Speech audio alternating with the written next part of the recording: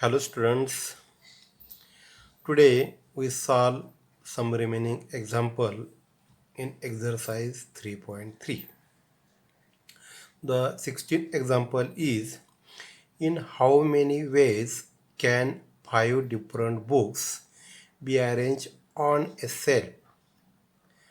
There are different cases. First case, there are no restriction. Now the given five books 1, 2, 3, 4, 5. B1, B2, B3, B4, B5. We arrange these five books. There is no restriction on a cell. That means out of five books, we select five at a random. Total number of ways, total number of ways is equal to 5p factorial. Sorry, 5p5, that is 5 factorial, is equal to 5 into 4 into 3 into 2, 20 into 6, 120. There is no restriction, therefore 120 ways we arrange the five books on a shelf. If one book is changed, the arrangement is changed.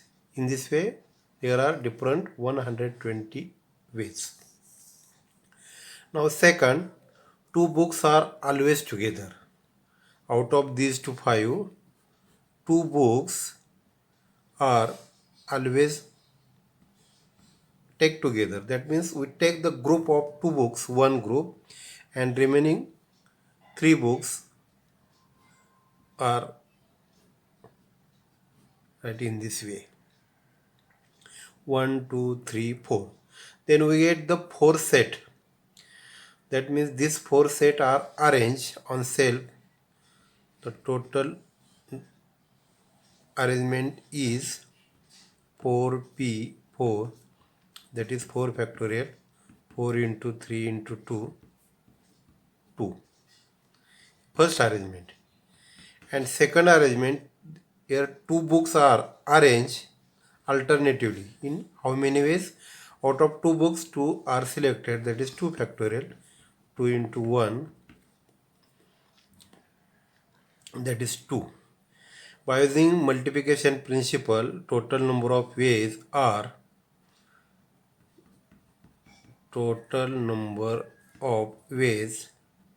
is equal to 24 into 2 is 48. Next, third,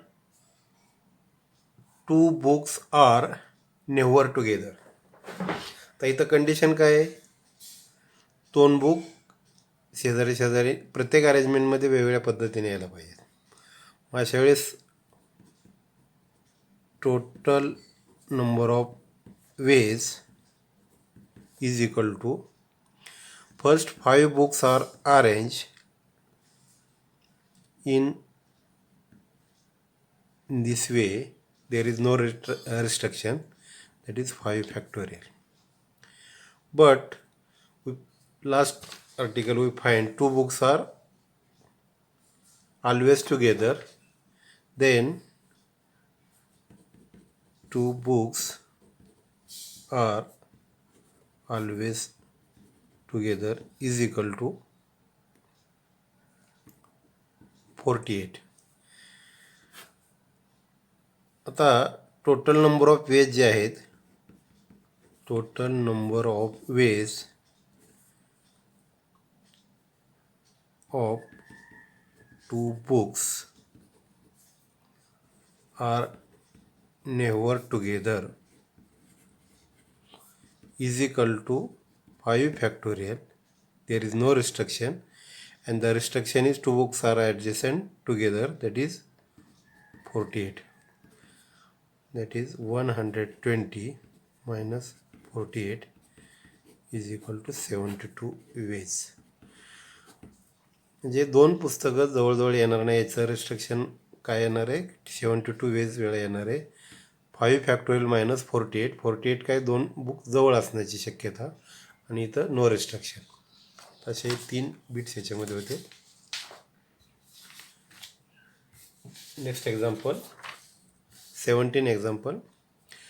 3 boys and 3 girls to be seated in a row. How many way can this be done? तर 3 boys आहेत, 3 girls आहेत, त्यांची arrangement आहे. पहिली arrangement जे आहे there is no restriction, म्हणजे 3 boys आणि 1 2 3 4 5 6 चेअर्स आहेत, किंवा त्याला आपण रोमध्ये अरेंजमेंट करणार आहे. तर रिस्ट्रिक्शन नाही. 6p6 is equal to 6 factorial. Therefore म्हणजे यापैकी कुठल्याही सीटवरती कुणी बसू शकतं, बॉईज गर्ल एकत्र. The total number of ways is equal to 6 factorial is equal to 6 into 5 into 4 into 3 into 2 into 1 30 24 यांचं प्रॉडक्ट येईल 24 इंटू 3 720. म्हणजे कुठलंही रेस्ट्रिक्शन नाही. 3 बॉईज आहेत, 3 गर्ल्स आहे, यांची जर अरेंजमेंट करायची म्हटलं तर 6 प्लेसेस आहेत. कुठल्याही प्लेसवरती कुणी बसू शकेल. Out of 6 we select 6 in this way. म्हणजे 720 वेळा आपल्याला वेगवेगळे अरेंजमेंट करता येईल. दुसरं आहे there is a girl at each and. म्हणजे आता ज्या 6 पोझिशन आहेत 1 2 3 4 5 6, याच्यामध्ये एंडला जे आहेत ते दोन्ही ठिकाणी गर्ल्स पाहिजेत. ॲक्च्युली गर्ल किती आहेत 3. तर 3 पैकी 2 जे आहेत ॲट एंड, हे किती 3 पैकी 2 गर्ल कुठलेही आपण करू शकतो. म्हणजे 3 factorial divided by 3 - 2 factorial, that is 3 factorial divided by 1 factorial.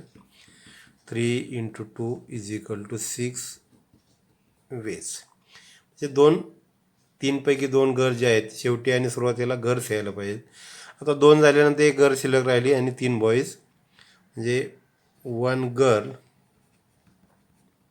And 3 boys. हे कसे अरेंजमेंट करता येईल यांची 4, आणि प्लेसेस देखील 4च आहेत. That is 4 factorial 4 into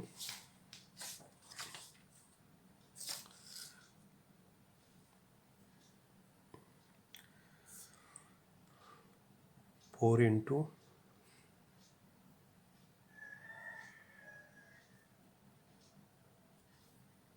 3 into 2 into 1.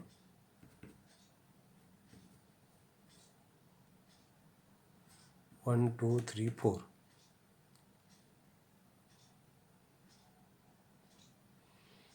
हे किती येणार आहे 24. आता ही पहिली अरेंजमेंट या गर्ल्ससाठी होती, दुसरी एक गर्ल आणि 3 बॉईज होते. टोटल नंबर ऑफ वेज जे आहेत मल्टिप्लिकेशन प्रिन्सिपल वापरावं लागेल. Total number of veg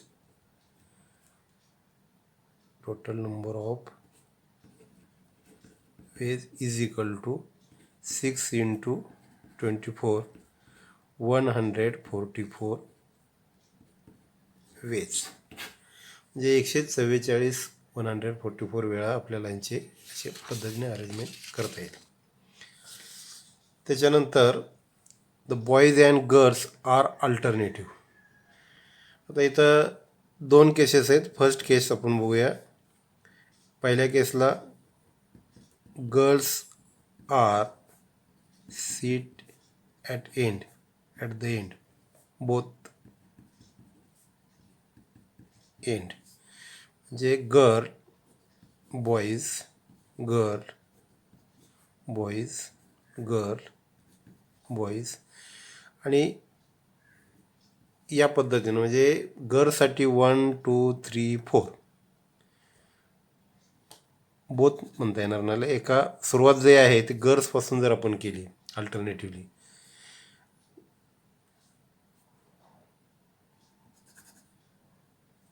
at first म्हणूया आपण सुरुवात गर्ल्सपासून केली तर हे 3 गर्ल जी अरेंजमेंट इथं येईल, परंतु अल्टरनेटिव्ह म्हटल्यानंतर शेवट देखील गर्लला एक चेअर आपण ठेवू शकतो. 1 2 बॉईज बॉईज आणि गर्ल म्हणजे 4 प्लेसेसपैकी आपण 3 गर्ल्स घेणार आणि बॉईजच्या 3 प्लेसेसपैकी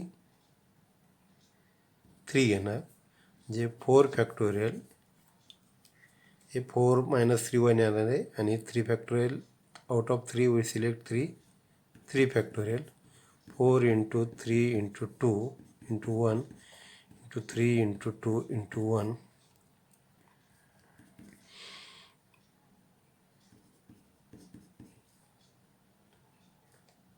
परत हे 1 4 4 मिळालं. सेकंड अरेंजमेंटमध्ये काय आपण गर्ल जे आहे ते इनसाईड घ्यायचे म्हणजे boys girl boys girl boys girl boys. हे बॉईजसाठी आपल्याला 1 2 3 4 परत इथं 4 आणि बॉईज ॲक्च्युली 3 आहेत इंटू गर्ल्स किती 1 2 3 गर्ल्स 3च आहेत. जे या पद्धतीनं अरेंजमेंट सुरुवात बॉईजपासून केली तर बॉईजसाठी 4 चेअर राहतात, गर्ल्सपासून केली तर गर्ल्ससाठी 4 चेअर राहतात.